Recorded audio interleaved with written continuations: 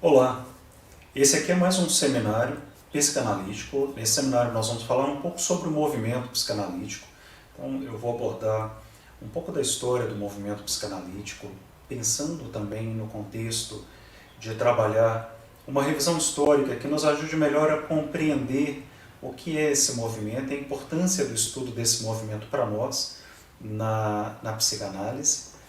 E, claro, naturalmente, tudo isso que importa falar do movimento, porque a verdade é que quando nós pensamos ou quando nós falamos do movimento psicanalítico, de alguma forma nós estamos remontando a ideia ou falando da própria história da psicanálise.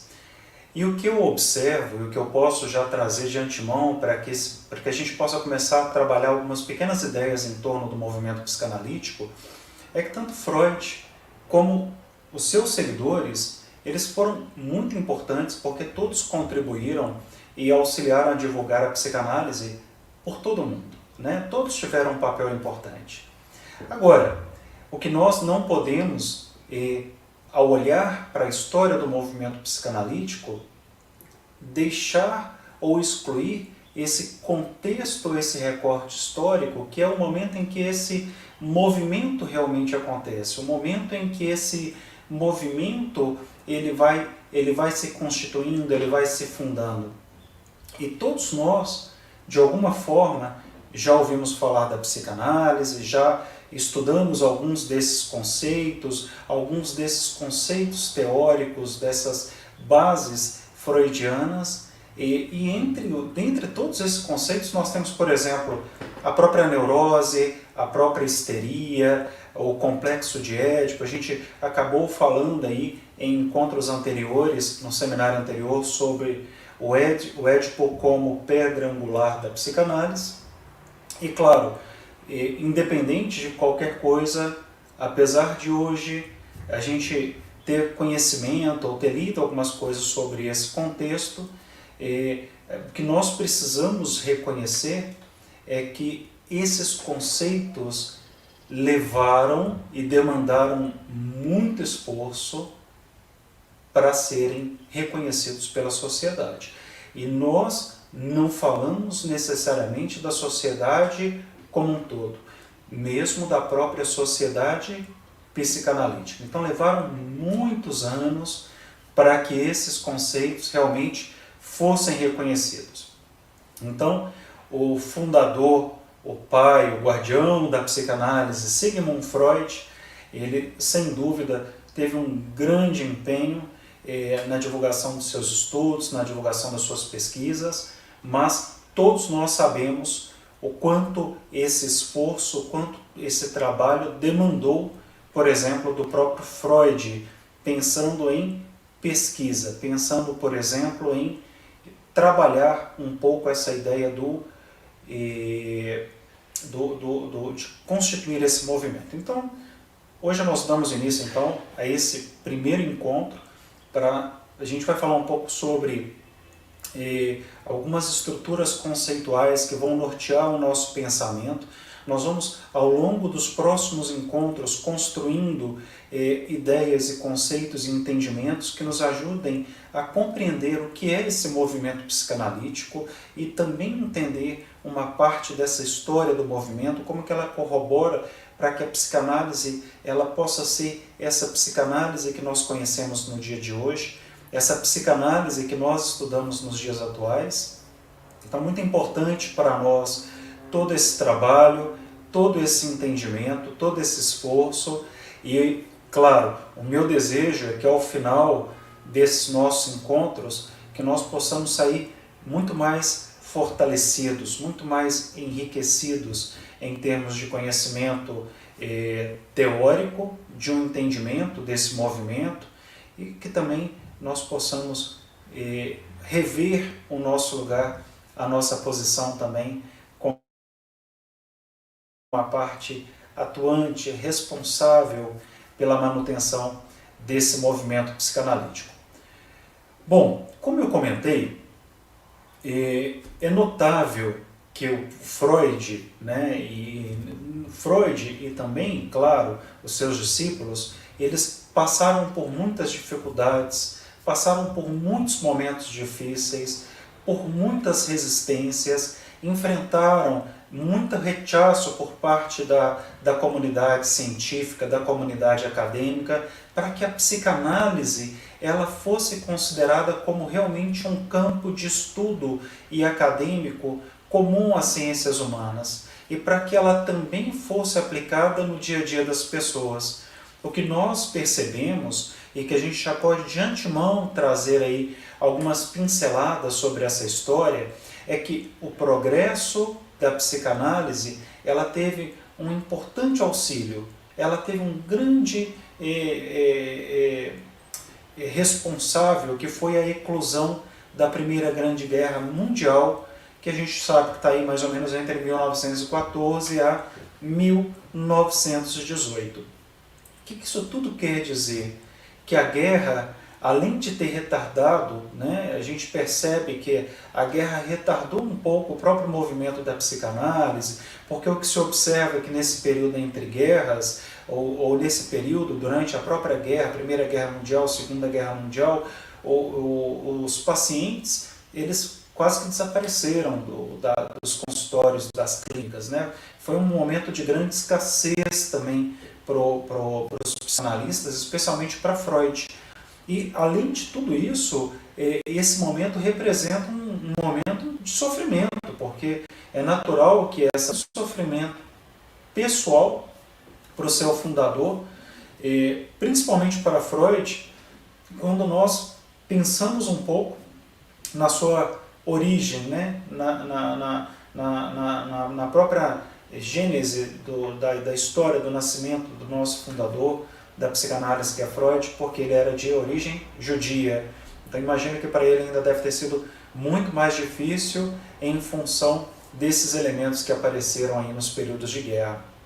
É claro que a guerra, nesse sentido, ela acaba reforçando o pessimismo, ela reforça esse pessimismo em relação à natureza humana, e ela também contribui, né, para que de alguma forma o próprio Freud pudesse desenvolver algumas ideias, e essa noção da certeza de que o comportamento humano tinha um fundamento praticamente irracional, né? Talvez a gente pudesse falar aí por um primeiro processo de aproximação, pensando aí nas pulsões, essa coisa meio pulsional. A psicanálise, então, e todas as teorias, elas, claro, a gente sabe que elas antecedem a Primeira Guerra Mundial, essa Primeira Grande Guerra, mas elas acabam tendo essa eclosão nesse período, então fica aí também essa ressalva e esse adendo à nossa mensagem. Bom, se nós pudermos olhar, então, num contexto histórico, né, já que todo o caminho que nós vamos percorrer, toda essa história que nós vamos fazer ao longo desses nossos encontros, vai ser esse vai e vem, né? Nós vamos fazer essas idas e voltas, tanto para entender o movimento, mas também para dar essa conotação do contexto histórico, do contexto em que o próprio Freud vivia na época. Então vamos começar pensando um pouco na questão da revisão, que eu acho que é super válida para nós, nos permite também entender um pouco melhor algumas questões. Então vamos pensar aqui, começando por Freud, por exemplo, né? O Freud ele nasceu na cidade de Freiberg, na antiga, né, na Morávia, em 6/3/1856.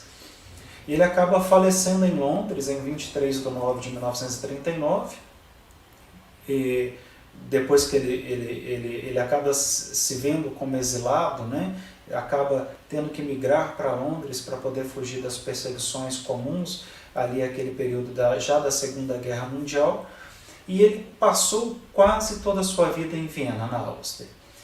O que nós observamos é que as suas ideias elas foram desenvolvidas entre o final do século XIX e o início do século XX. E claro que as ideias, né, toda essa invenção freudiana, essa invenção que representa a psicanálise, elas marcaram o pensamento contemporâneo. Então nós podemos observar que muito desse momento vivido reporta essa ideia de um mundo dividido. O que seria esse mundo dividido? Né? Um mundo dividido quase que entre duas tendências que estavam ali, né, em voga, em movimento naquela época, que buscavam de alguma forma dar sentido e explicar a condição humana, que é essa ideia dos espiritualistas e dos materialistas. Olhando um pouco para o retrato, né, para a história do próprio Freud, nós sabemos que o Freud ele era neurologista clínico e ele acabava dividindo a sua atividade, de uma certa forma ele trabalhava como pesquisador em laboratório de neuroanatomia e também buscava aí compatibilizar, né, ou conciliar as atividades como médico de doenças nervosas no seu consultório. Se nós buscarmos, né, um pouco da história, das influências, nós vamos perceber que o Freud teve importâncias ao longo aí da sua história, né, da sua história de vida, da sua carreira, por exemplo. Né? Então, vejam bem, né, quando nós falamos das influências, nós não podemos desconsiderar ou descartar a hipótese ou a ideia, por exemplo, de que o Freud teve influência, por exemplo, de Charcot. Então, vamos entender um pouco essa coisa do Charcot. Né? Ele teve essa influência decisiva, que foi importante para desenvolver seus estudos focados aí nas manifestações da mente, do sentimento, dos afetos, das emoções, mas principalmente o estudo das neuroses. Né? E o Charcot, se a gente, para pelo menos pincelar, não é o nosso objetivo, não é o foco do nosso estudo hoje, mas ele era psiquiatra e ele trabalhava com as histéricas, né? E ele atuava fazia essas intervenções com as histéricas através da hipnose. Então, vem aí, né, pensando um pouco nesse movimento psicanalítico, nós podemos já começar a dizer que parte desse movimento começa com essa praticamente vivência do Freud, essa aproximação do Freud com alguns dos seus influenciadores, com o Charcot, e que teve aí um papel importante também para o surgimento da psicanálise, para o surgimento também de conceitos que acabaram sendo fundamentais para a psicanálise, como a livre associação, já que nos primórdios dos seus estudos, do processo de investigação, o próprio Freud também fazia o uso da hipnose, assim como Charcot no tratamento das histéricas, no tratamento das doenças nervosas, ou como nós costumamos dizer, no tratamento dos neuróticos. Né? Então fica essa reflexão, uma importante mensagem já para nos ajudar também a iluminar o nosso entendimento. E aí vamos pensar em relação ao complemento dessa mensagem. Vamos entender, além dele, né, outras influências que o Freud sofreu. Por exemplo, nós percebemos que o Freud sofreu influência, por exemplo, de Breuer. Né? Então, está aqui, né, para que a gente possa ter uma ideia de quem que era o Breuer. É importante também corroborar algumas ideias, fazer algumas aproximações, mas vamos falar que ele teve duas grandes influências aí. Né? Por um lado, o Breuer ele era médico, também ele era fisiologista, ele foi talvez o primeiro a usar o famoso Talking Cure, que é a cura pelo toque, né, na sua prática clínica, o método catártico. Né? O que nós observamos é que ele foi muito importante também nesse processo com o Freud, porque ele fazia esse trabalho, né, de usar a questão do método catártico, mas também para poder fazer com que seus pacientes falassem. Por isso que a gente talvez esteja falando aí do Talking Cure, né? Porque o talking tem a ver com falar, né? então, e o core com a cura. Então, nós vemos que é essa coisa da cura pela fala, mas a gente observa que havia outras influências nessa época, porque muitas vezes, através da pressão, através do próprio método catártico, a gente observa que tanto Breuer como Freud também seguiram no tratamento e no acompanhamento de alguns pacientes neuróticos naquela época. Agora, já quando nós voltamos para a ideia, trazemos de volta aqui ao nosso entendimento, o próprio Freud, por exemplo, deixa eu compartilhar com vocês aqui, vamos trazer o Freud de volta para o contexto. Ele tem essa expressão muito característica dele aí nas fotos, meio sério e um pouco carrancudo, mas parecia ser realmente uma pessoa muito interessante. O Freud, ele valorizou e aperfeiçoou então as técnicas, tanto que ele aprendeu com o Breuer como com o Charcot, mas ele acabou formulando conceitos novos, ele acabou nesse processo de desdobramento posterior trazendo novos conceitos que iriam fundamentar o próprio método, a própria ideia do que é a psicanálise.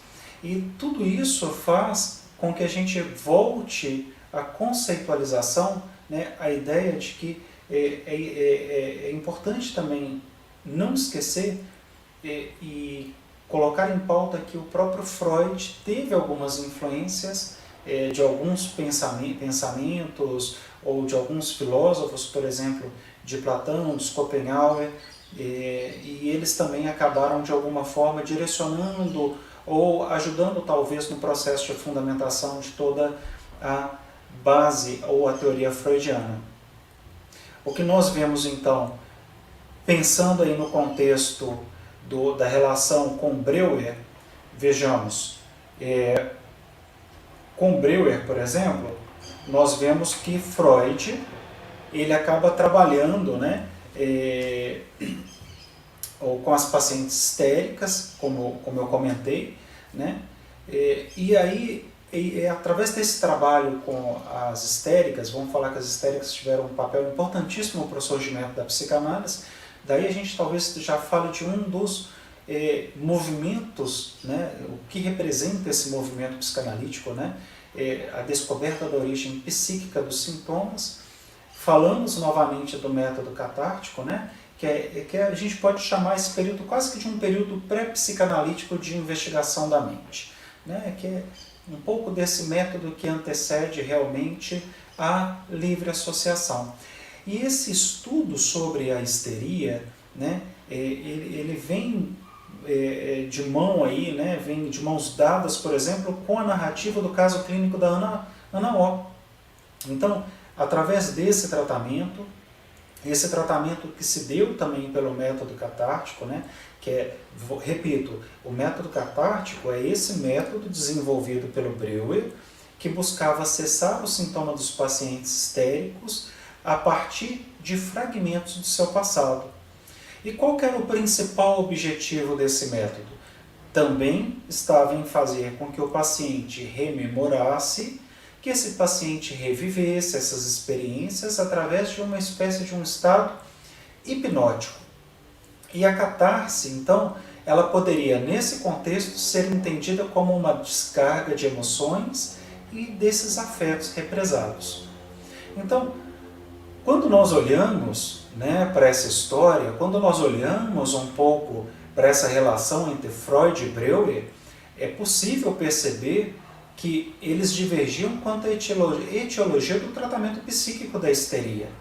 Se por um lado o próprio Breuer ele buscava explicação, ele se apoiava na abordagem fisiológica, então ele tinha muito mais essa busca de explicar a histeria através de uma abordagem fisiológica, nós vemos que para Freud o destaque, a importância, ela se dava nos elementos psíquicos, na sexualidade, na gênese dos processos neuróticos. Então a gente observa que ali já tem um ponto de aparente divergência entre os dois. E o que o Freud acaba percebendo é que a intervenção que se dava através da hipnose, ela nem sempre garantia o sucesso do tratamento. E daí a gente começa a entender o que motiva o Freud, então, a buscar um novo método, né? A trabalhar pela invenção ou pelo surgimento da psicanálise. Ele observa que esse método da hipnose, por exemplo, ele gerava muitas resistências. O que ele fazia? Ele provocava quase que esse retorno do deslocado de alguns sintomas extintos. Então, o que o Freud traz para nós?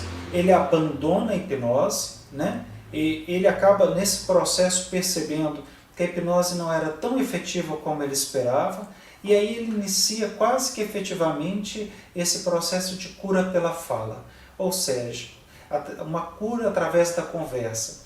Então a gente fala aí de uma nova construção, um novo modelo para explicar o funcionamento da mente humana.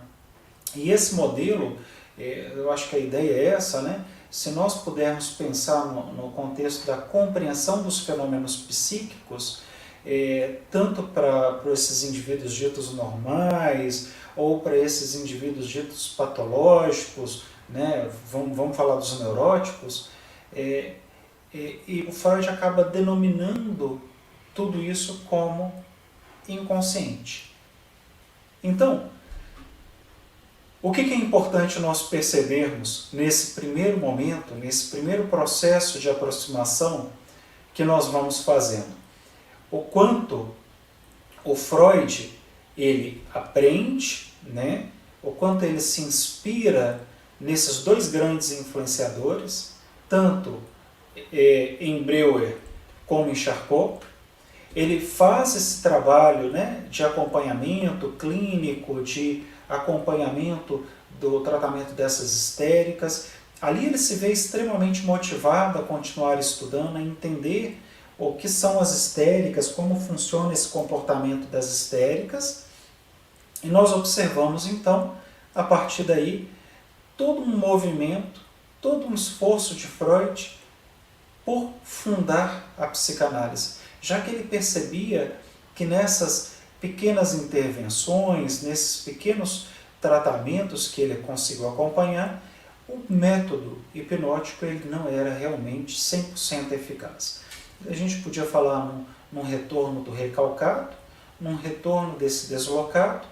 Então ele percebia que ele precisava talvez acessar instâncias mais profundas. Vou usar um pouco essa expressão por enquanto, apesar de não achar que ela seja tão pertinente para o contexto, mas dali surge também a ideia do inconsciente freudiano.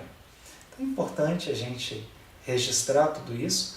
Eu acho que toda esse primeiro entendimento de como começa esse movimento, essa inspiração, que ilumina a decisão do Freud, que ilumina a sua escolha, que ilumina o seu desejo de produzir mais conhecimento, de fundar uma nova ciência, começa a partir de tudo isso. Então, por um lado, né, nós vamos perceber que ele acaba construindo um modelo novo, diferenciado, com o objetivo de explicar o funcionamento da mente humana, buscando, de fato, praticamente falando aí, compreender ou buscando uma melhor compreensão dos fenômenos psíquicos, mas nós podemos também falar que, por outro lado, o esgotamento da explicação das neuroses, né, já pensando aí nesse estudo neurológico do cérebro anunciado ali por Charcot, ele também foi um motivo muito importante que acabou animando, inspirando Freud para dar continuidade com as suas investigações. E talvez tenha sido esse aparente esgotamento, essa aparente impossibilidade de Charcot de dar uma resposta que abriu portas para que o Freud ele pudesse dar vazão a um novo desenvolvimento, a um novo campo do conhecimento, a busca pela criação de uma teoria original, que a gente chama hoje de psicanálise. E claro, se nós pensarmos na psicanálise, é difícil falar em psicanálise sem dizer que a pedra angular é, sem dúvida e incontestavelmente, a descoberta do inconsciente. Ela é, sem precedentes, né, o determinante e motivador do comportamento humano. É isso que funda a ideia da psicanálise. O inconsciente, ao longo desse desdobramento, né, dos estudos, do desenvolvimento teórico, ele acabou sendo associado à sexualidade infantil, né, e a sexualidade infantil então acaba sendo vista aí como um dos fatores principais, não só para o estudo, mas também para a compreensão dos distúrbios ou sintomas neuróticos, ou para esse próprio protótipo, para essa ideia que motiva o Freud a buscar um novo campo de conhecimento, a fundar uma nova teoria, que foi a histeria. Então, se nós pudéssemos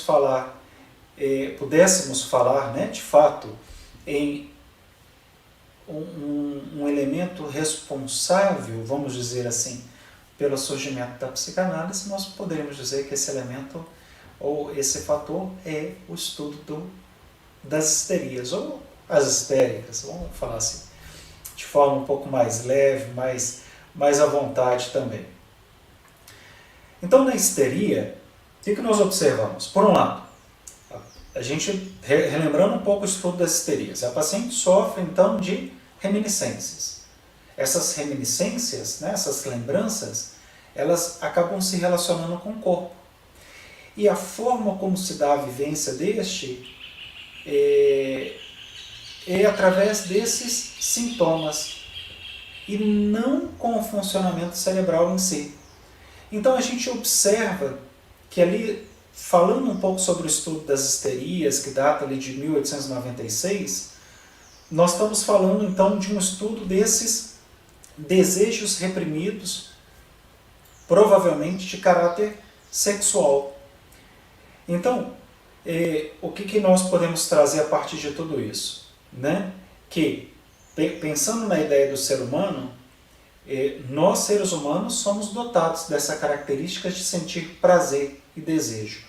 E é possível que na impossibilidade, né, de dar vazão a esses desejos, a esses prazeres, né, eu manifeste isso de forma sintomática ou psicossomática através de sintomas, através dessas conversões no próprio corpo. Então, daí nós estaremos falando, então, provavelmente das histéricas. Por outro lado, também vem a ideia de repressão, de censura, e que remete à ideia do recalcamento, e tudo isso que acaba trazendo algumas ideias, algumas fundamentações teóricas, já que a partir dessa leitura, né, a partir da ideia de que existe algo recalcado, algo reprimido ou censurado, essa força acaba mantendo, de alguma forma, essa lembrança encoberta. E é essa lembrança encoberta que serviu de base para desvendar essa instância, ou essa atividade psíquica denominada de inconsciente. Então, aqui, quando a gente começa a falar de inconsciente, nós também podemos falar de recalcado, nós também podemos falar de um trauma psíquico, podemos naturalmente fazer alusões ao reconhecimento dos desejos ou essa ambivalência dos afetos infantis, que envolve um pouco essa relação edipiana entre fantasias de sedução, desejo, e naturalmente, né, voltando ou recuperando essa ideia fundamental, tão estruturante, que é a descoberta do inconsciente. Essa ideia que nos permite naturalmente expandir a compreensão dos comportamentos de pessoas normais. E se nós pensarmos, então, se a gente tentar ampliar um pouco as nossas ideias, nós vamos perceber que tanto os sentimentos como as sensações vividas, eles podem ser também sentimentos e sensações não percebidas. Mas elas podem ser expressas, talvez, nesses famosos atos involuntários, ou os famosos produtos do inconsciente. São sonhos, como os atos falhos, os lapsos de memória, os trocadilhos. Então, esses atos, ou essas manifestações do inconsciente, dentro da concepção freudiana, elas teriam um sentido sexual. Agora, o que nós precisamos estar muito atentos é que quando nós falamos em sentido sexual, nós não estamos falando em sexo, nós não estamos falando do coito, da relação sexual em si.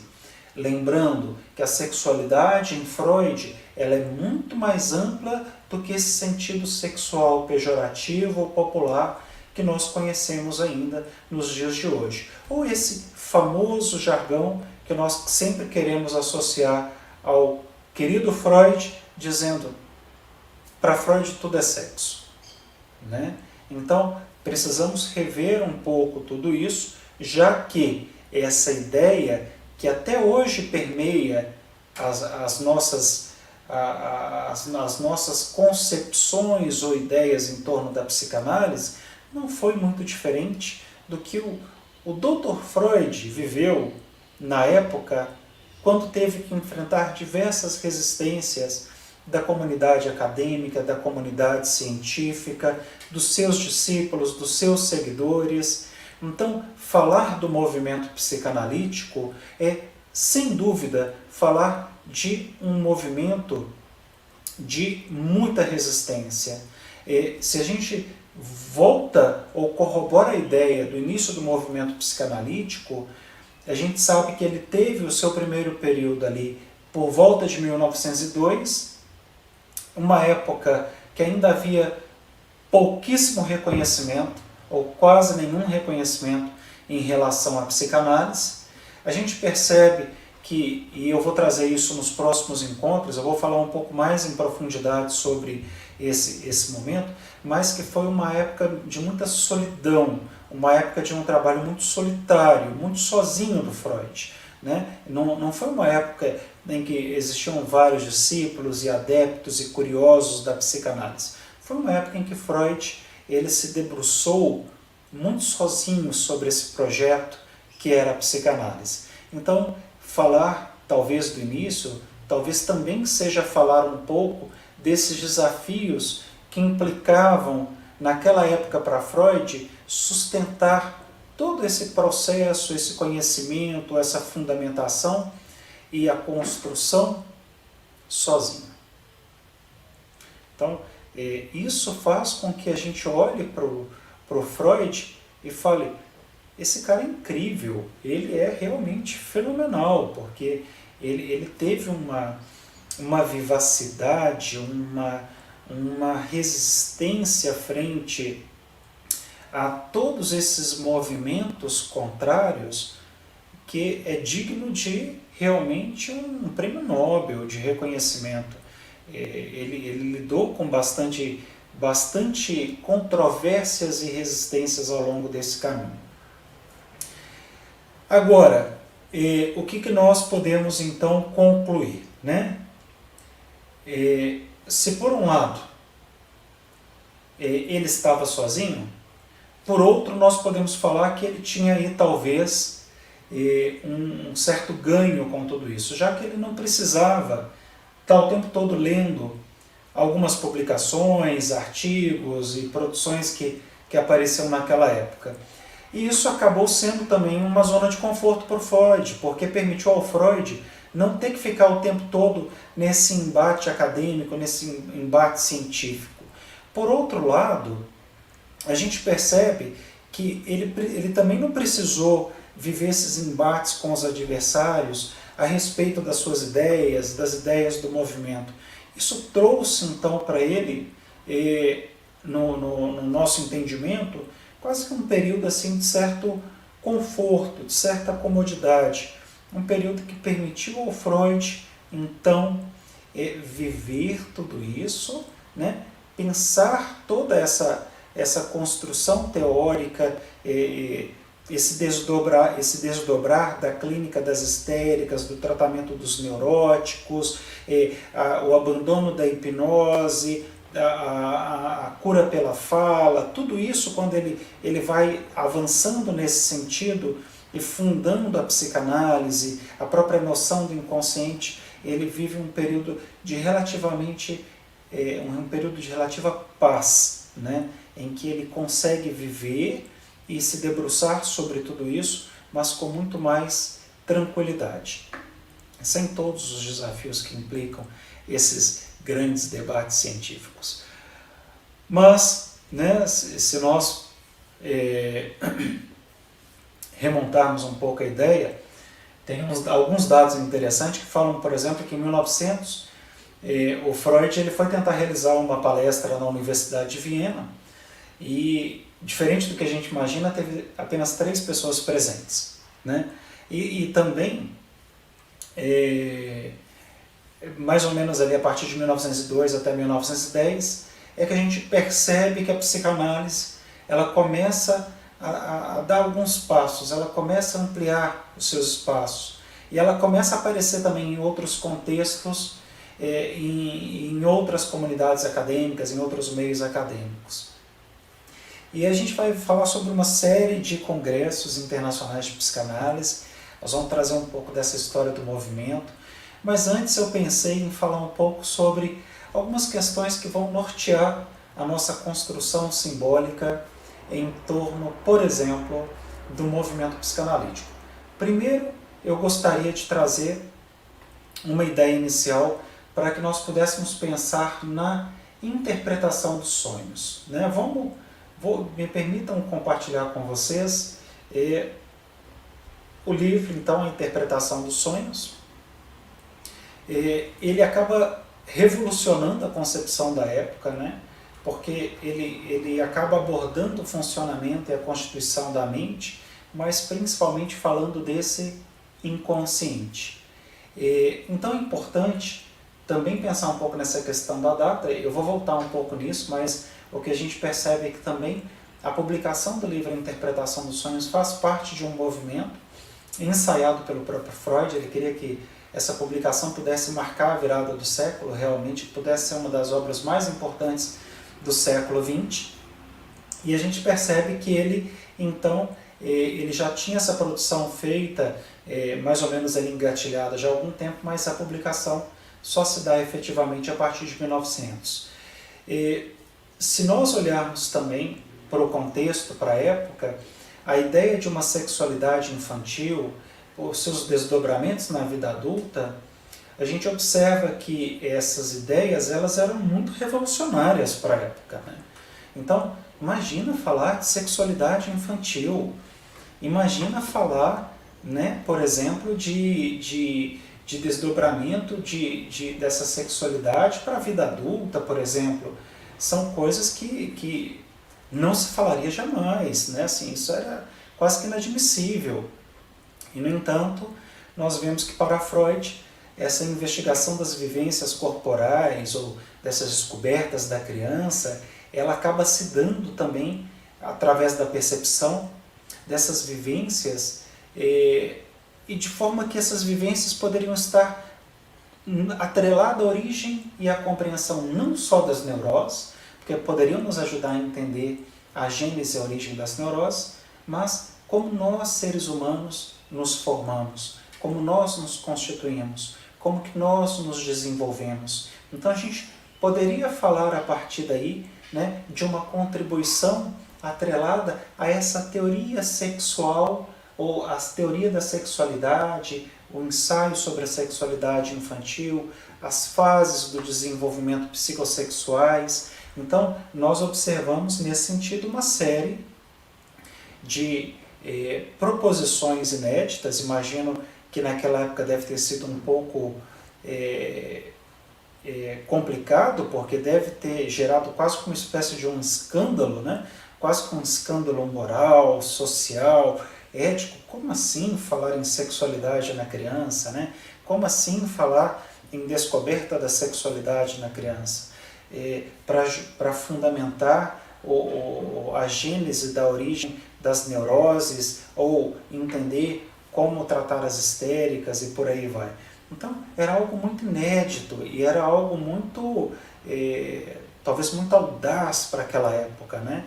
Então, falar no movimento psicanalítico também é falar sobre uma invenção, também é falar sobre uma proposição ou uma preposição teórica que extrapola em muito as ideias prevalecentes, né, naquela época. Isso parecia praticamente inaceitável para muitas pessoas. Mas não vamos nos deter por aí.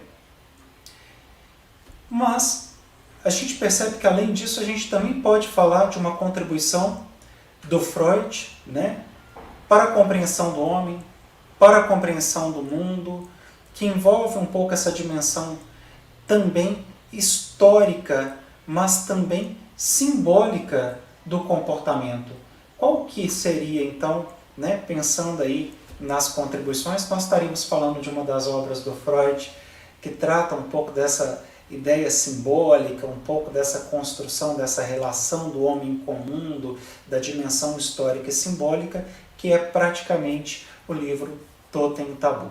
Então, aqui eu acabei trazendo já de antemão 3 livros importantíssimos do Freud, né?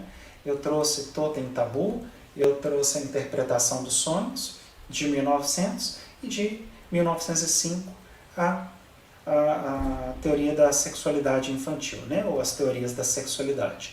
E agora, 1912, Totem e Tabu. Então, quantas reflexões para um primeiro encontro, para um primeiro momento, já que a gente, aos poucos, a gente vai começar a trabalhar essa ideia de ir dando sentido a esse movimento.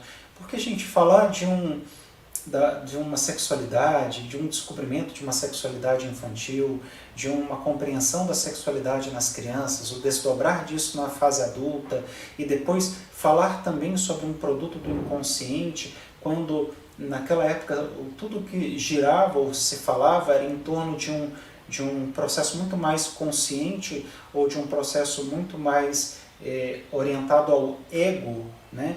Como aconteciam com os filósofos. Então, sem dúvida, as invenções ou inovações freudianas, elas representaram quase que um escândalo, né? Um alarme assim, para a sociedade naquela época. Mas vamos ver algumas outras ideias, né? Por exemplo, o Freud ele acaba trazendo uma teoria psicológica que estuda tanto a dinâmica como o funcionamento da mente humana. Ele busca, através desses estudos,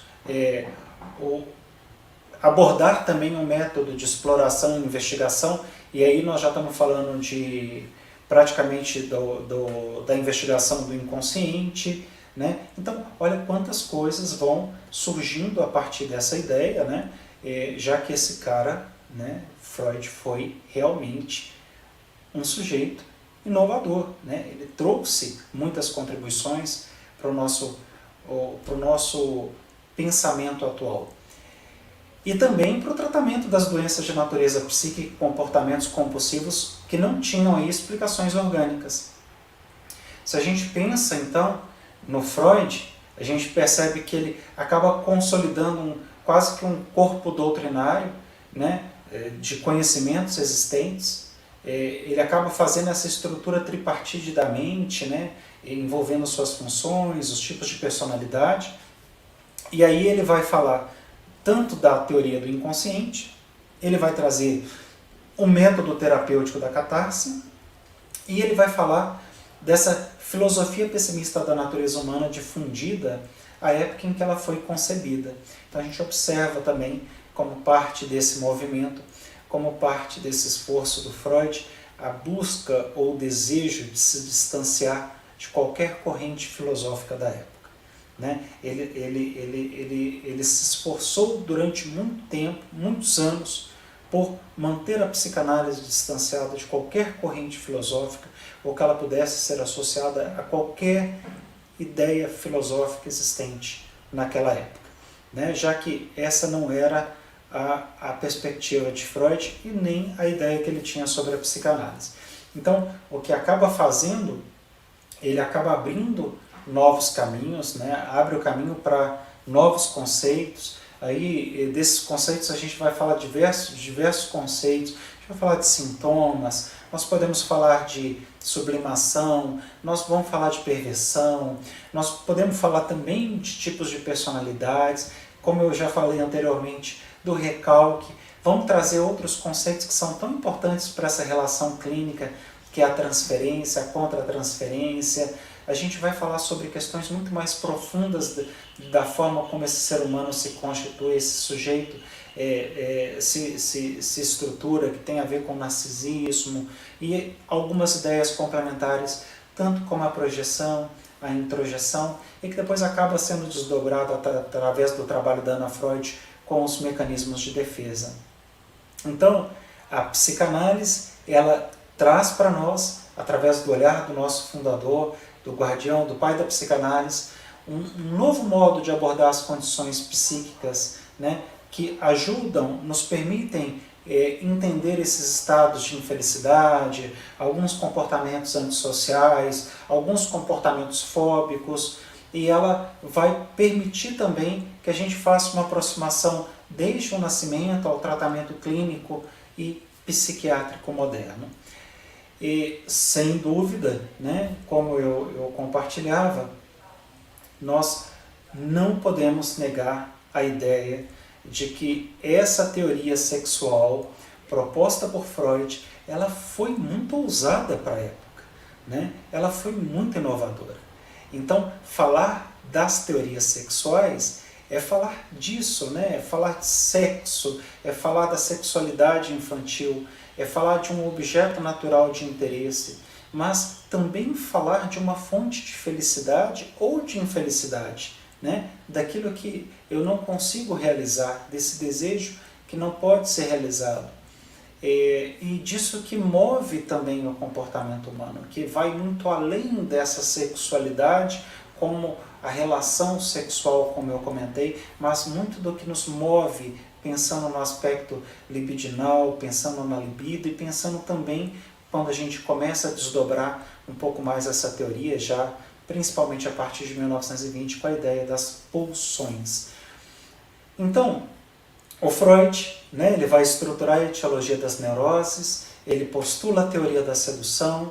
Então, são postulações difíceis de serem sustentadas naquela época, e o que nós percebemos que já desde 1897 abandona essa teoria, né, da sedução, essa coisa de que haveria aí quase que um processo de sedução natural entre pais e filhos, e aí, muito antes do surgimento da psicanálise, ele abandona e ele acaba apresentando uma nova proposta que depois vai se consolidando, e hoje a gente entende que é o complexo de Édipo, né? E aí ele vai falar muito mais dos sintomas que estão associados a esses fatos reais ou não reais, mas também as fantasias, e aí ele cria um conceito de realidade psíquica, né? Essa realidade que é permeada pelas fantasias, essas fantasias que por sua vez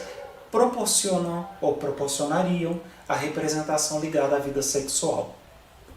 Então, eu espero que esse primeiro momento, né, nesse nosso primeiro encontro, tenha servido para dar algumas ideias do que representou esses primeiros caminhos, esses primeiros movimentos dados a conhecer por Freud.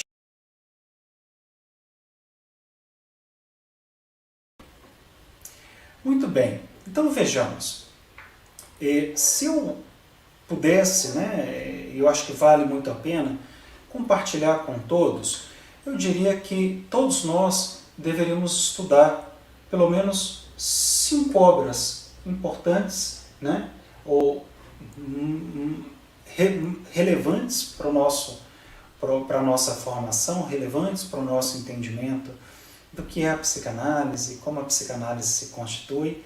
E a primeira delas seria, né, primeiro, nós vamos falar aqui do livro A Interpretação dos Sonhos. Esse livro, datado de 1900, é um livro importantíssimo para nós, ele é importantíssimo para a psicanálise, ele é importantíssimo para que nós possamos entender essa origem da psicanálise, né? Como que Freud começa a propor todas essas teorias a partir daí. Deixa eu só compartilhar com vocês algo interessante sobre esse livro, A Interpretação dos Sonhos, né? Por exemplo, o que nós observamos que a interpretação dos sonhos talvez seja o trabalho mais importante, ou o maior trabalho de Freud, né? E ele inaugurou isso que nós chamamos da era da psicanálise. É ele que é a obra responsável pelo surgimento da psicanálise. Mas essa obra também mudou para sempre a nossa forma como nós percebemos o ser humano e como o ser humano percebe a si mesmo. Além das novas perspectivas ou de tudo isso que o Freud acaba lançando sobre a natureza, o significado dos sonhos, a ideia do inconsciente, esses resquícios da vida diurna, nesse estudo o Freud também postula uma instância que até então era desconhecida da psique humana, que é o inconsciente. Por isso é uma obra tão importante, é uma obra tão reveladora para nós e que todos nós deveríamos aproveitar para começar a partir daí. Depois nós temos também a psicopatologia da vida cotidiana, né? Então, o que é essa obra, né? A psicopatologia da vida cotidiana? A gente está vendo que ela é datada de 1901, né? Também é uma obra muito importante do Freud. A gente observa que ela é publicada logo após a interpretação dos sonhos.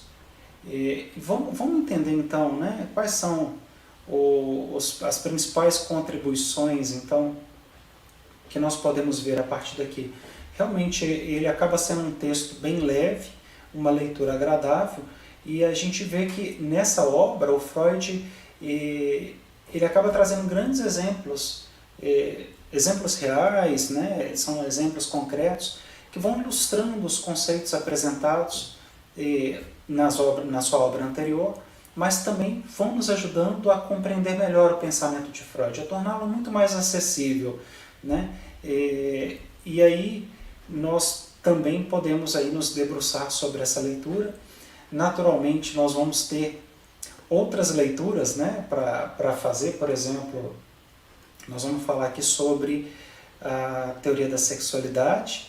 Eu já falei o quanto ela é desafiadora, né, esses 3 ensaios sobre a teoria da sexualidade. Essa obra realmente foi uma obra que causou um certo alarme, né, um certo escândalo na época. Então vamos só para a gente poder entender um pouco o que é essa obra, o que ela significa, né? Fazer esse esforço de ler, de estudar tudo isso. E depois o Freud vai trazer, por exemplo, outros estudos que são muito importantes também para o nosso entendimento, para a nossa compreensão. Um deles é o mal-estar na civilização. A gente vai falar aí do mal-estar. Ele vai tratar de conceitos das culturas neuróticas, a gente vai trabalhar ideias de projeção, de sublimação, de regressão, de transferência, mas ele traz muito mais esse viés, né, de como que a psicanálise ela pode ser compreendida a partir também das questões sociais, o que me parece um movimento muito válido do Freud. Depois nós vamos ter também o livro Totem e Tabu, que eu comentei, né, que vai trazer um pouco essa ideia da origem, das leis, das proibições, do incesto. É um livro muito interessante, porque traz um pouco essa ideia da família primévia, do pai totêmico, e como que isso tudo vai nos constituindo enquanto sujeitos, enquanto sociedade, entendendo um pouco a questão que nos ilumina. E por último nós vamos falar de inibição, sintoma e angústia, o futuro de uma ilusão, mais uma obra freudiana muito importante para o nosso entendimento. Então aqui eu acabei trazendo então mais uma obra que eu sugiro, né, todos lerem, porque são 5 obras importantes freudianas. Então essa obra ela acaba trazendo noções, por exemplo, de como que a cultura repousa sobre a repressão de impulsos antissociais, esses impulsos que são naturais a todos nós. A religião ela acaba também sendo tratada, né? E a gente acaba vendo como é que a religião ela acaba forçando nós, seres humanos, a controlar essas nossas pulsões, nossos desejos. E isso leva também o Freud a outras perguntas, por exemplo, qual a origem psicológica da necessidade, por exemplo, do sentimento religioso no indivíduo. Então a gente percebe que o Freud demonstra nessa obra que a religião depende de sentimentos também infantis não resolvidos e afirma ser ela, bem como seus dogmas, talvez a culpada pela atrofia intelectual da maior parte dos seres humanos. Observem que falar do movimento psicanalítico, apresentado a partir dessas pequenas 5 obras, ou dessas obras tão importantes, tão enigmáticas, tão emblemáticas das obras freudianas, já é trazer aí quase que uma provocação, porque falar sobre religião, que a religião como responsável, sobre os problemas humanos, sobre o processo de alienação do ser humano, falar sobre uma sexualidade infantil, sobre uma instância psíquica nova, o inconsciente, são tantas inovações, tantas descobertas, e isso explica muito, ou em muito, um pouco a origem desse movimento psicanalítico e tudo que esse movimento representa, não só em termos de conquistas, mas também as dificuldades comuns que viveram e que viveu tanto Freud como seus seguidores naquela época. Eu espero que esse primeiro encontro tenha servido para trazer muita luz ao nosso entendimento, para que realmente a gente possa começar a construir algumas ideias em torno do movimento psicanalítico e entender aí algumas das principais características que vão dando voz e lugar a esse movimento, e ao final desses nossos encontros a gente com certeza vai ter condições de falar do movimento psicanalítico com muito mais segurança, com muito mais precisão, entendendo o que acontece ao longo da história do surgimento da psicanálise e como que esse movimento se deu e por que ele é tão importante até os dias de hoje.